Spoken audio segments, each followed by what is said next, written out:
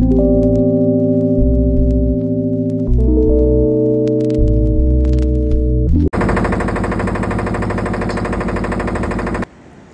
শুনতেই পেলেন।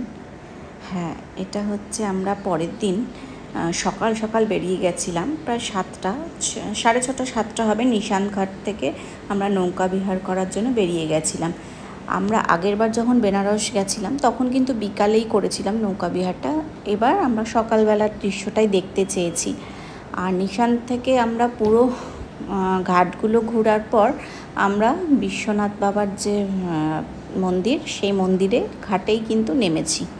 তো সম্পূর্ণ ভিডিও যেহেতু করা হয়নি, প্রচুর ফটো তোলা হয়েছিল, তাই ফটোও আপনাদের সঙ্গে কিছু শেয়ার করলাম।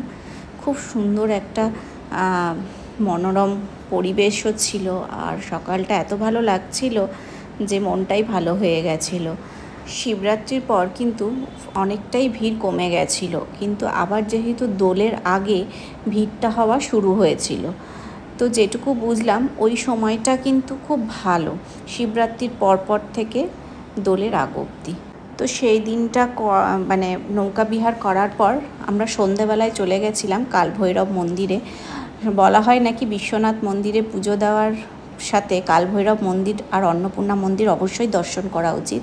তো সেখানে খুব সুন্দর আমরা পুজো দিয়েছি। দেওয়ার পর আসার পথে আমরা বেনারসি পান, যেটা আমি আগেরবার মিস করেছিলাম, তো এবার আমি মিস করতে চাইনি। অসাধারণ ছিল পানটা, তবে আমার কাছে বলবো খুব মিষ্টি লেগেছে। তাই প্রথম কিছুক্ষণ ভালো লাগছিল, কিন্তু তারপরে না একটু গাটা গুলাচ্ছিল।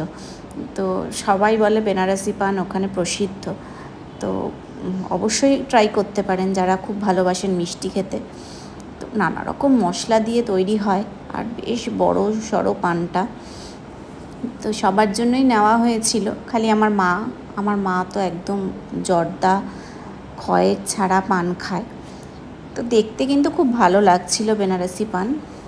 তো ওই দাদার কাছে লাইন দিয়ে এরকম পানের দোকান রয়েছে, যে কোনো একজনের কাছ থেকেই পানটা খেলে আপনাদের একই রকম প্রায়। আর দেখুন পানগুলো না কিছুটা সাদাও রয়েছে।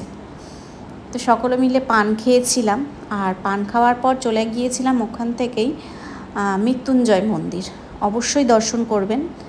আর সবশেষে আমরা রাত্রে খাওয়া দাওয়া করে একটু সকলে মিলে ফটো তুলেছিলাম। আমাদের কাছে হোটেলের পাশেই ছিল এই রেস্তোরাঁটা, খুব সুন্দর ছিল খাওয়া দাওয়া, সবথেকে বড় বাঙালি ছেলে ছিল। তারপরে রিসেপশনে ফিরে এসে একটু আড্ডা মেরে, আমরা রোজ এটা আমাদের কাজ ছিল, রিসেপশনে এসে সকলে মিলে একটুখানি গল্প করে তারপরে যে যার রুমে চলে যেতাম। ব্যাস সেটাই শেষ রাত্রি ছিল। পরের দিন ভোরবেলা দোলের দিন একদম বেরিয়ে গেছিলাম এয়ারপোর্টে, সেখান থেকে কলকাতা এবার বাড়ি ফেরার পালা।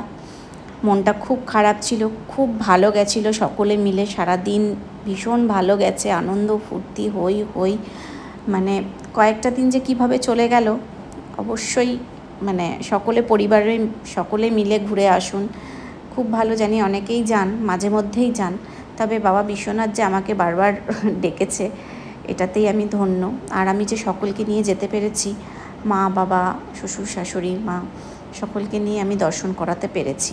আপনাদের জন্য রইল একদম সামনের থেকে তোলা বাবা বিশ্বনাথের কিছু মানে ফটো, যেটা শিবরাত্রির ফটো। আমার একজন নিকট কাছের মানুষই আমাদেরকে এই ফটোগুলো দিয়েছিলেন, আর কিছু আমার নিজের তোলা।